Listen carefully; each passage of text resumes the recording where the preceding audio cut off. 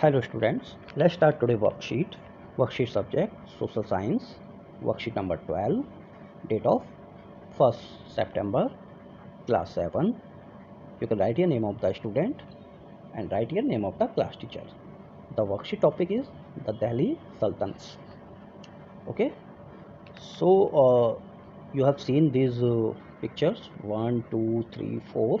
These 4 pictures belongs to Kuwait Al-Islam Jama Masjid, right? Begumpuri Mosque, Mosque की मस्जिद and Mosque of Jamali Kamali. Okay. Collect some useful and other related information related to the period of construction of the above shown pictures with the help of your textbook. ठीक है, तो ये ऊपर जो pictures दी हैं आप अपनी text book की हेल्प ले सकते हैं इनके और रिलेटेड इन्फॉर्मेशन यूज़फुल इन्फॉर्मेशन जानने के लिए, पढ़ने के लिए। और ये पिक्चर्स किस किस को बिलोंग करती हैं वो यहाँ पे बताया गया है, वो आप देखिएगा। ठीक है, let's go further.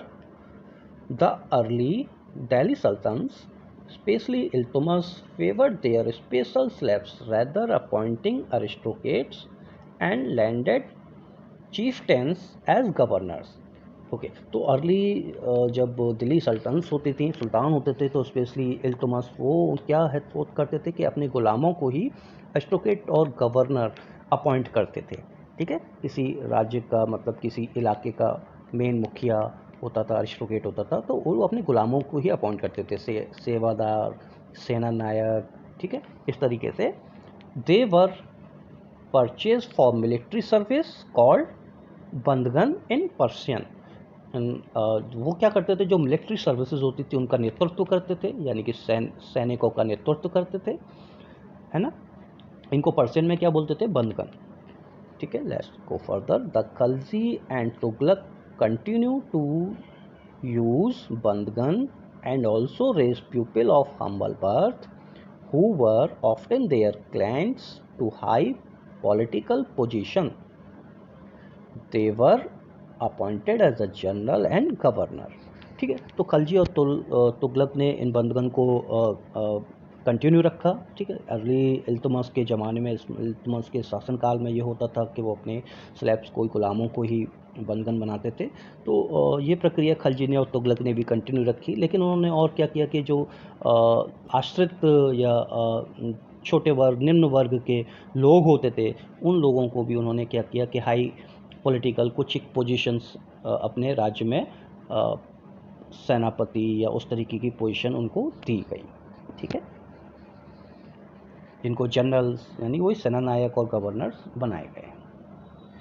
Okay, slaves and clients were loyal to their master and patterns but not their heirs. New sultans had their own servants. ठीक है, तो ओबियसली बात है कि जो गुलाम होते थे वो राजाओं के बड़ा वफादार होते थे। ठीक है, और उनकी हर बात को मानना, उनके लिए अपनी जान भी दे देते थे कई बार तो लेकिन जो न्यू सुल्तान आते थे, उनके जो उत्तराधिकारी होते थे राजा के ऊपर, उनके वो गुलाम नहीं होते थे। ठीक है, उनके लिए क्या होते थे, नए सर्वेंट होते थे। तो as result to ascension of new monarchs often saw conflict between the old and new nobility। ठीक है, तो हमेशा जब राजा का उत्तराधिकारी जब राजा बनता था तो वो अपनी एक नए सेनापति, अपना नए सर्वेंट गुलामों को लगाता था, तो जिससे क्या होता था कि कॉन्फ्लिक्ट क्रिएट हो जाता था कि पुराने लोग, पुराने सेनापति और नए सेनापति में इस तरीके से होता रहता था। ठीक है, like the earlier sultans, the Khalji and Tughlaq's monarchs appointed military commander as a governor of territory of varying size. These lands were called Iqta and their holder was called Iqtadar और मुक्ति। ठीक है, तो सुल्तान और खलजी और तुगलक क्या करते थे कि एक मिलिट्री कमांडर, सेना नायक, ठीक है, या सेनापति उस कुछ छोटे छोटे एरियो के हिसाब से बना देते थे कि जैसे कि अब जैसे दिल्ली है, दिल्ली में बहुत सारे एरिया हैं, एक एरिया का सेना नायक कोई और है, सेनापति कुछ और है। ठीक है, तो इनको हम उस एरिया को इक्ता बोलते थे और इनको बोलते थे इक्तादार, मुक्ति। ठीक है, मुक्ति। तो दैट अब इन मुक्ति की ड्यूटी क्या होती थी, the duty of muktis was to lead military campaigns and maintain law and order in their iqtas. ठीक है, कानून व्यवस्था, लॉ एंड ऑर्डर बनाए रखना। ठीक है, और जो सैनिक हैं, जैसे कि कोई दंगा फसाद ना हो, कोई किसी का कुछ झड़प में ना हो, तो उस तरीके से लॉ एंड ऑर्डर, वो सैनिकों को ऑर्डर देना, सैनिकों का लीडर होते थे, सैनिकों को ऑर्डर देते थे कि ये ऐसा करना है, वैसा करना है, तो कानून व्यवस्था बनाए रखना basically. In exchange for their military services, the Muktis collect revenue of their assignment as salary। ठीक है, तो क्या होता था कि जब वो उस एरिया में इस तरीके से देखभाल और लॉ एंड ऑर्डर बना के रखते थे, तो उसके एवज में वो क्या करते थे, कलेक्ट करते थे रेवेन्यू, कर वसूलते थे। जैसे कि कोई बिज़नेस कर रहा है, व्यापार कर रहा है, उससे कर लिया, किसी की ज़मीन है उस एरिया में, घर है, उससे कर लिया, कोई अपनी उस एरिया में खेती कर रहा है तो उससे कर लिया। तो जब वो उस कर से जो भी पैसा उनको मिलता था, तो वो क्या करते थे कि उन जो सैनिक थे, उनके सैनिकों की सैलरी देते थे, और अदर जो भी खर्चे होते हैं, तो they also paid their soldier from these revenue. तो उन रेवेन्यू में से ये अपने सोल्जर को पे कर देते थे। ठीक है, control over muqtis was most effective if their officers were not inherited table and if they were assigned iqtas for a short period of time before being shifted. ठीक है, तो अब क्या होता था कि इन मुक्ति भी, ये भी कभी कभी ना क्या होता था कि ये भी काफ़ी भ्रष्टाचार भी करते थे, किसी से कर लिया, किसी से नहीं लिया, किसी से ज़्यादा लिया, किसी से कम लिया, इस तरीके का भ्रष्टाचार होता था, तो समानताएं नहीं थी। तो इन पे कंट्रोल करने के लिए क्या होता था कि इनको किसी भी जो इक़्तार में क्या बोलते हैं, इक़्तादार, या उसको एरिया को उस एरिया में ज़्यादा टाइम तक नहीं रखा जाता, एक शॉर्ट ऑफ पीरियड टाइम तक रहते थे ये, फिर उसके बाद किसी दूसरे एरिया में, फिर उसके बाद किसी और एरिया में, तो एक्सचेंज ऐसे इस तरीके से होते रहते थे, फिक्स नहीं थे कि परमानेंट इनको इस एरिया में ही रहना है।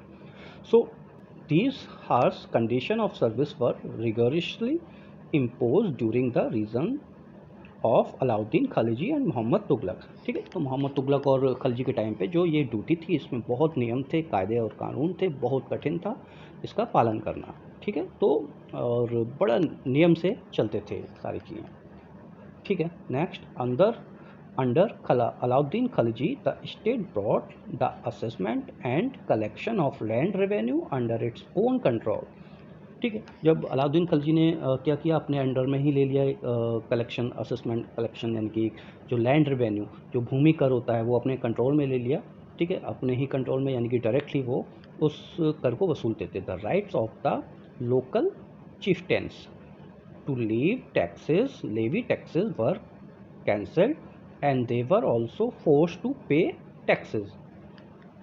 ठीक, तो जो लोकल एडमिनिस्ट्रेटर होते थे, यानी कि उस एरिया के इक़्तिदार होते थे, उनसे वो कर वसूलने का, भूमि कर वसूलने का जो काम था, वो डायरेक्ट अलाउद्दीन खिलजी ने अपने अंडर में ले लिया। तो वो डायरेक्टली, और लोगों को बाध्य किया कि वो फोर्स किया कि अलाउद्दीन खिलजी को ही डायरेक्ट टैक्स पहुंचाएं। ठीक है, तो वो टैक्स किस प्रकार से लगते थे, 3 types of tax. Number 1, on cultivation called kharaj and amounting to above 50% of the peasant produce। ठीक है, तो कृषि पे क्या होता था, कृषि पे जो कृषि करते थे, तो 50% जो पैदावार होती थी उस पे कर, 50% पैदावार कर में जाती थी। ठीक है, सेकंड होता था ऑन कैटल, जो पशुओं को पालते थे, भेड़ बकरी, जो दूध देने वाले उस तरीके के पशु होते थे, तो उन पर टैक्स लगता था। Number 3, on houses.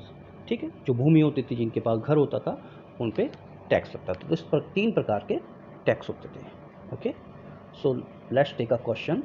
Question number 1, if you were an iqtadar in Sultanat period, which duty you would have to perform. ठीक है, तो यहाँ से आप लिख सकते हैं द ड्यूटी, ये क्वेश्चन नंबर 1 का answer, the duty of muftis was to lead military campaign and maintain law and order in their iqtas. In exchange for their military service, the Muftis collected revenue of their assessment as salary. They also paid their soldiers from these revenue। यहाँ तक आप लिख सकते हैं। ठीक है, ये 1 का आंसर हो गया। Question number 2, explain the key features of taxation during the region of Alauddin Khilji. तो यहाँ से आप लिख सकते हैं answer number 2, under Alauddin Khilji, the state brought the assessment and collection of land revenue under its own control. The rights of the local chieftains to levy taxes were cancelled and they were also forced to pay taxes. There were three types of taxes. Number one, on cultivating called kharaj and amounting to about 50% of the present produce. Number two, on cattle and number three on houses. यहाँ तक आप लिख सकते हैं. Question number 2 का answer ये रहेगा. Okay, so your worksheet has finished. So please student, like this video, subscribe this channel, so you will get a further notification for next worksheet. Okay, have a nice day. Thank you.